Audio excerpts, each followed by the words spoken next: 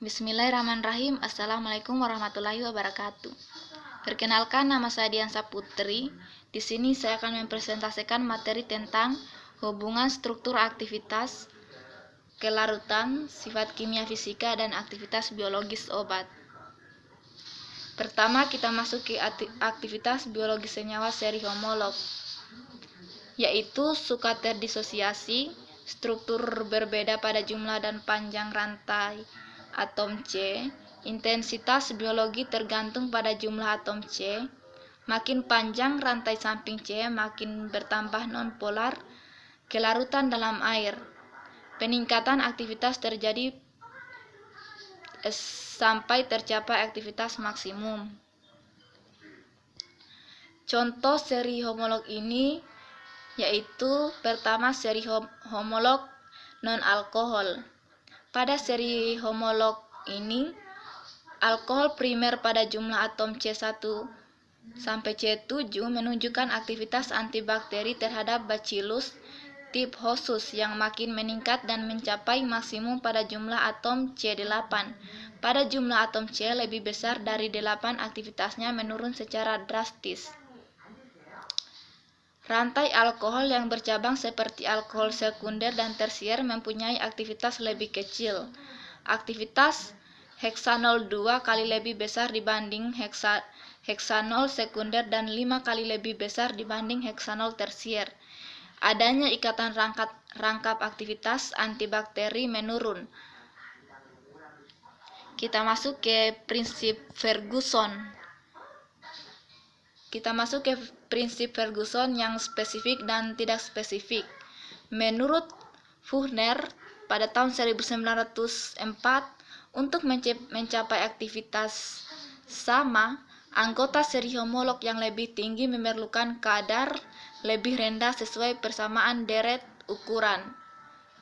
Perubahan sifat fisik suatu seri homolog seperti tekanan uap, kelarutan dalam air, tegangan permukaan dan distribusi dalam pelarut yang saling tidak campur juga sesuai dengan deret ukuran.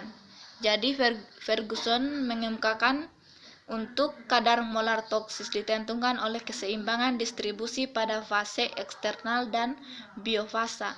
Pada keadaan kesetimbangan, kecenderungan obat untuk meningkatkan biofasa dan fasa eksternal adalah sama, walau kadar obat dalam masing-masing fase berbeda. Kita masuk ke senyawa berstruktur spesifik. Senyawa yang memberikan efek dengan mengikat reseptor spesifik, yaitu aktivitas tidak tergantung pada aktivitas termodinamik, lebih tergantung pada struktur kimia yang spesifik.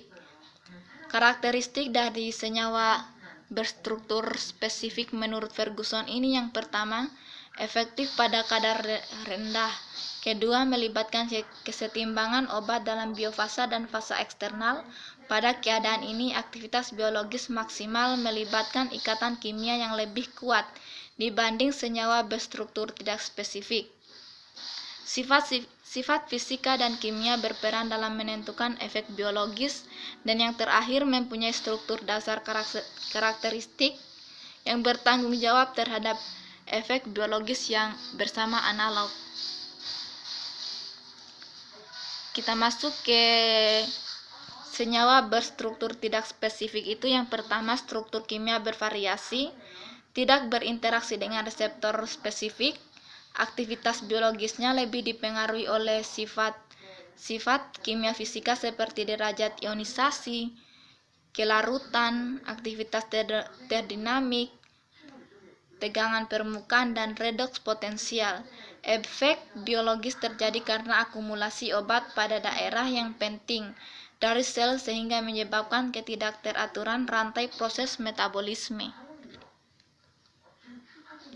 Kita masuk ke karakteristik senyawa yang tidak spesifik itu yang pertama, efek biologis berhubungan langsung dengan aktivitas termodinamik. Yang kedua, walaupun perbedaan struktur kimia besar, asal aktivitas termodinamik hampir sama akan memberikan efek yang sama. Dan yang ketiga, ada kesetimbangan kadar obat dalam biofasa dan fase eksternal. Aktivitas termodinamik masing-masing fasa harus sama. Yang keempat, pengukuran aktivitas termodinamik pada fasa eksternal mencerminkan aktivitas termodinamik biofasa. Yang kelima, senyawa dengan derajat kejenuhan sama mempunyai aktivitas termodinamik sama sehingga derajat efek biologis sama pula. Larutan jenuh senyawa dengan struktur yang berbeda dapat memberikan efek yang sama. Kita masuk ke ionisasi, pembentukan kelat, potensial redoks, aktivitas permukaan, dan aktivitas biologis. Sifat fisika kimia dapat mempengaruhi aktivitas biologis obat oleh karena dapat mempengaruhi distribusi obat dalam tubuh, proses interaksi 0 sampai K. Sifat fisika kimia tersebut adalah ionisasi, pembentukan kelat, potensial redoks, dan tegangan permukaan. Kita masuk ke ionisasi dan aktivitas biologis. Ionisasi ini berhubungan dengan proses pembentukan obat ke dalam membran biologis dan interaksi. Untuk menimbulkan aktivitas biologis, pada umumnya obat dapat dalam bentuk tidak terionisasi tetapi ada pula yang aktif adalah bentuk ionnya. Yang pertama itu obat yang aktif dalam bentuk terionisasi. Sebagian bentuk obat yang bersifat asam atau basa lemah, bentuk tidak terionisasinya dapat memberikan efek biologis, dan perubahan pH itu dapat berpengaruh terhadap sifat kelarutan dan koefisien partisi obat. Pada obat yang bersifat lemah, dengan meningkatnya pH, sifat ionisasi bertambah besar, bentuk tak terionisasi bertambah kecil, sehingga jumlah obat yang menembus membran biologis semakin kecil. Pada obat yang bersifat basa, dengan meningkatnya pH, sifat ionisasi bertambah kecil, bentuk tak terionisasinya semakin besar, sehingga jumlah obat yang menembus membran biologis bertambah besar. Yang kedua itu obat yang aktif dalam bentuk ion. Beberapa senyawa obat menunjukkan aktivitas biologis yang semakin meningkat bila derajat ionisasinya meningkat. Seperti diketahui dalam bentuk ion, senyawa obat umumnya sulit menembus membran biologis sehingga diduga senyawa obat dengan tipe memberikan efek biologisnya di luar sel. Jadi menurut Bell dan Roblin pada tahun 1942 memberikan postulat mengenai hubungan aktivitas antibakteri terhadap coli pada pH 7 dan nilai pKa dari turunan sulfonamida. Kita masuk ke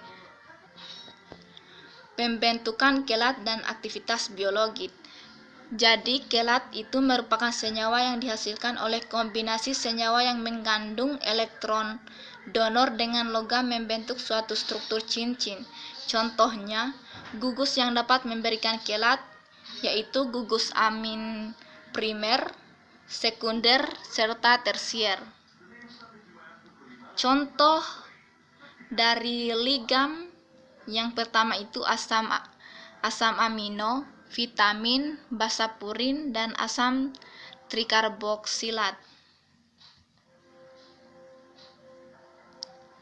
Kalau contoh kelat dalam sistem biologis yaitu kelat yang mengandung Fe, kelat yang mengandung logam Cu, Mg, Mn, Jn, dan Co. Ligan ini mempunyai afinitas yang besar terhadap logam sehingga dapat menurunkan kadar logam yang toksis, dan jaringan dengan membentuk kelat yang mudah larut dan kemudian diekskresikan melalui ginjal. Kita masuk ke potensial redoks. Potensial redoks ini merupakan ukuran kuantitatif kecenderungan senyawa untuk memberikan dan menerima elektron. Hubungan kadar oksidator dan reduktor ditunjukkan oleh persamaan Nernst. Kita masuk ke aktivitas permukaan dan aktivitas biologis. Berdasarkan sifat gugus yang dikandungnya, surfaktan dibagi menjadi 4 kelompok, yaitu surfaktan anionik, surfaktan kationik, surfaktan non-ionik, dan surfaktan amfoterik. Aktivitas surfaktan yang mempengaruhi absorpsi obat tergantung pada kadar surfaktan, struktur kimia surfaktan, efek surfaktan terhadap membran biologis, efek farmakologis surfaktan, dan interaksi surfaktan dengan bahan pembawa atau bahan obat. Jadi sekian materi dari saya tentang hubungan struktur aktivitas kelarutan, sifat kimia fisika, dan aktivitas biologis obat. Lebih dan kurangnya mohon dimaafkan. Billahi taufiq wal hidayah. Wassalamualaikum warahmatullahi wabarakatuh.